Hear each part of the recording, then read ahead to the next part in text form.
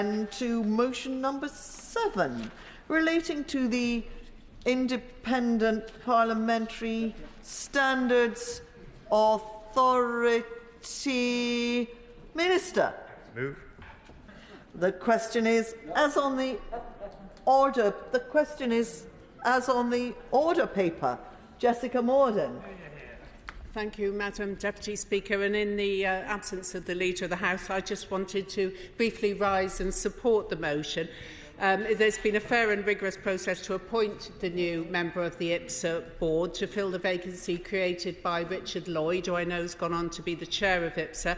And I just wish to add for the record the official opposition's gratitude and thanks to members of the recruitment panel who conducted the process, in particular to Philippa Helm, who chaired the panel, which was conducted with due care and attention. And it was noted that Miss Paterson expressed to the recruitment panel her fulsome commitment to public service as her primary motivator, and I know we wish her well as she begins her term on the IPSA board. Thank you. John Spellar.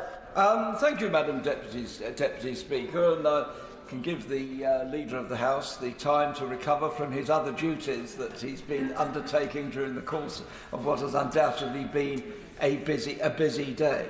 I know nothing of Ms Lea Paterson, either favourable or unfavourable, although it's a reasonable CV. However, once again, it is from a very narrow band of our society. Let's just look at the document that specifies who can be on the IPSA. And by the way, all these experts they've got hasn't led to a better service for members of the House. Quite frankly, it's absolutely shocking, and the administrative burden on members of Parliament gets worse and worse for what should be basic, simple jobs. But let's look at the jobs. At least one member must have held high judicial office, so that's kept the lawyers happy with a sinecure. And then another one must be an auditor, so we've looked after the accountants. Another one is a person who's previously been a member. This vacancy, however, is not specific. It's a general vacancy. Once again, did they go out and actually look across the broad spectrum of our society of people with experience? Well, they went off to recruitment consultants Veritas, and I'm sure they scoured beyond actually the mile within Westminster to try and find somebody who fitted the bill. I think that extremely unlikely. I do not think they went to the North or the Midlands or Scotland and Wales, and indeed they really they tried to reach out. They went to the Times appointment adverts. Not actually got a very high circulation in Smethwick, or I expect in many other constituencies. An excellent newspaper, but not the way in which you would reach many people in our society who have great experience. And interestingly enough, many firms, many very successful firms, are far more adventurous in their recruitment processes. Who do they often look for in order to bring into the ranks of management but capable shop stewards? Sometimes, frankly, in my experience, they're the worst ones to deal with because they knew the ropes. These are people who really know how industry and society works. People who are running hospitals, people who are ward sisters who are running wards there, people who are managing our transport and logistics systems. These are people who do understand how life works. We're supposed to be running an expensive system, and yet we're only recruiting once again from the great and the good. And this is a problem across government appointments. It's across society. And then we wonder why this country and why government in this country is so badly managed. Because we draw from such a narrow pool, and I do regret, quite frankly, that the opposition goes along with this, and I think there ought to be a root and branch examination to look at where we draw people from, and also what their work experience and their life experience is. And I would hope that the Leader of the House, in dealing with the specific, would also address himself to the general point that I'm making about how we should broaden out our society. Lord President of the Council, Mr Jacob Rees-Mogg. Thank you, Madam Deputy Speaker, and I apologise for my momentary delay.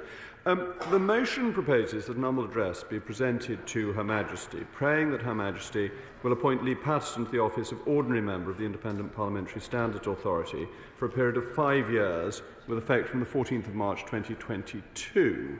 Madam Deputy Speaker, the Speaker's Committee for the Independent Parliamentary Standards Authority produced a report which is tagged to the motion, its first report of 2022. And I've no doubt members, and I notice the Right Honourable Gentleman, the member for Warley, is certainly one of them, have studied this report carefully and will have done so before agreeing to the motion before the House this evening.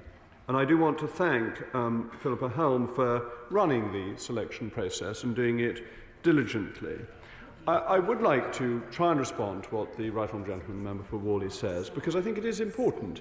It is important that people are drawn or apply from as wide a background as possible. And that is something that he has tirelessly encouraged. And I think it actually goes along with government policy, part of the policy of trying to move ministries to other parts of the country, to try and move them outside SW1, to ensure that there is greater involvement of people up and down the country from various degrees of experience. And certainly I know Mr. Speaker is keen to encourage applicants who don't necessarily fit the entirely traditional bill. I have to say I think he thinks that only applicants from Lancashire would be suitable for most posts, whatever the post happens to be. But if the Right Honourable Gentleman wants to intervene, I'm of course happy to give way. Put it to the Leader of the House that time after time after time we get recommendations to appointments, and they all come from the same narrow social circle. And it isn't even, as with the traditional Tory party, where they would come from industry. We almost never have anybody from industry. It's always from the professions and from the City of London. The person who we're being recommended as a journalist and then worked at the Bank of England. Couldn't we have somebody who worked for Jaguar Land Rover, either as the convener or as the manager?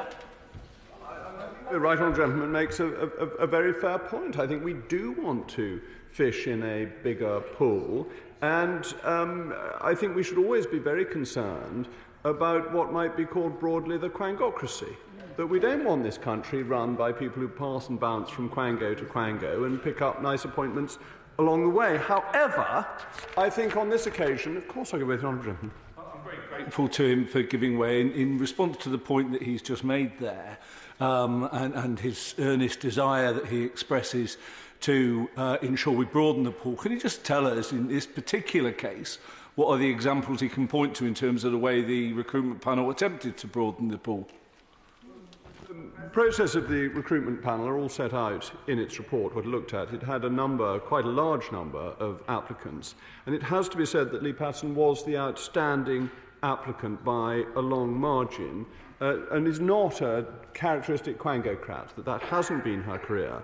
Until recently she was Executive Director of People and Culture at the Bank of England. She's currently an independent member of the University of Warwick's Remuneration Committee, and she has previously held a number of senior management positions at the Bank of England, including being the Director of Independent Evaluation.